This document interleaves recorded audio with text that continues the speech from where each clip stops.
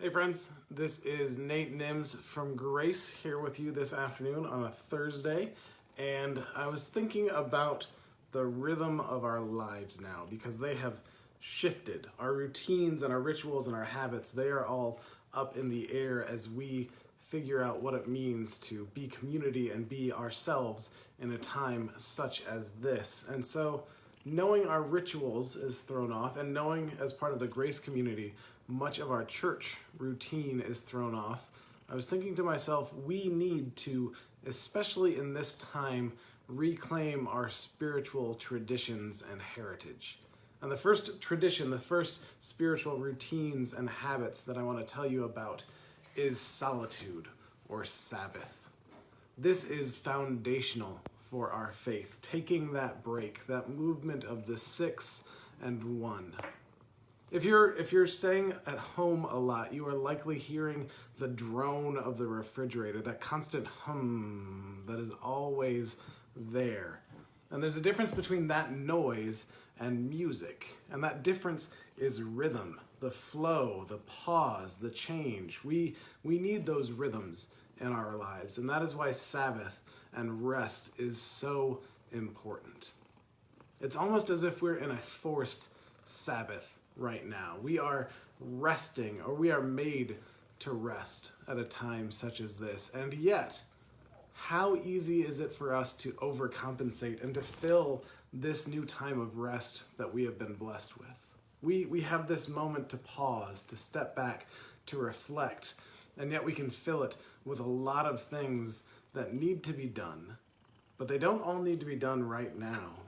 You can breathe, you can relax, you can take a breath. Early Christians, they would gather, some would gather as what was called the desert fathers and mothers. In areas of Egypt and Syria, they would form these hermitages, these communities of folks that rested as monks and nuns and as mystics in the early church. And there's a book that I don't have here with me, but it's at the church office if eventually anyone wants to bother it. It's called The Sayings of the Desert Fathers and Mothers. And there's a quote from that book that I really love. It says, "If the soul is vigilant and withdraws from all distraction and abandons its own will, then the Spirit of God will invade it, and it can conceive it, because it is free to do so." When we are in solitude, when we are in rest, we are free to conceive of this Spirit of God that is already with us. Because we don't earn it, we don't achieve it, we simply live into this presence that is already ours. I have 2 cats on my lap, so if I'm moving around a lot, that's why. But in solitude, in rest, in these moments where we can pause and relax and refresh, we can simply breathe in and trust that God's love and peace is with us. It's kind of like what happens to Elijah in 1 Kings 19. There's this moment where Elijah is on the mountain, and it's written, "There was a great wind, so strong that it was splitting the mountains, breaking rocks into pieces before the Lord. But the Lord was not in the wind. And after the wind, there was an earthquake, but the Lord was not in the earthquake. And after the earthquake, a fire, but the Lord was not in the fire. And after the fire, the sound of sheer silence." It was in that moment of silence and in rest and in solitude that God is found. In that pause, in that break, in that Sabbath that we all need, especially now. So pause, take a breath, take a day off.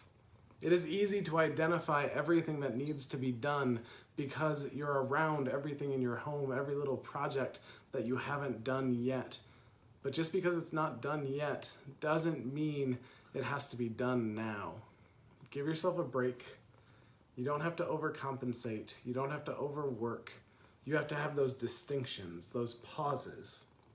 So what are your rhythms and routines now? What differentiates? If you are working from home, what differentiates your work life from your home life to your relationship with one another? What are those places and those pauses, those moments of grace and peace that you can be a part of? So I'll tell you what one of mine is. Tomorrow is my day off. Friday has been my day off as long as I have been in ministry, and on Fridays, I don't check my email, I don't answer my phone, and I do my best to not get on social media. And to be completely honest, that's going to be a little tricky this week because Facebook just told me that I have high potential to be seen a lot because we've had posts that have been seen over 270,000 times by now. We are getting a lot of interactions and I'm enjoying this. It's having a lot of fun. But I'm going to take a break. I'm going to step back. I'm going to remember that my work is done even if it isn't, because we can rest. We can breathe easy.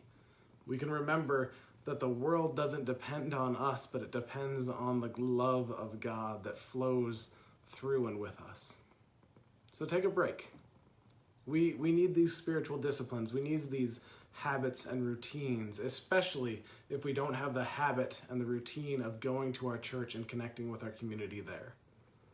So each week as we go through this time apart but still together, on Thursdays, my goal is to introduce another spiritual habit and discipline. So this week, remember especially to take a break, to relax, to give yourself those moments in sheer silence and trust and know that God is with you and you don't have to do it all because God is there and God will take care of it. So take care of yourself, take care of one another, and we'll see you later. Thanks for listening.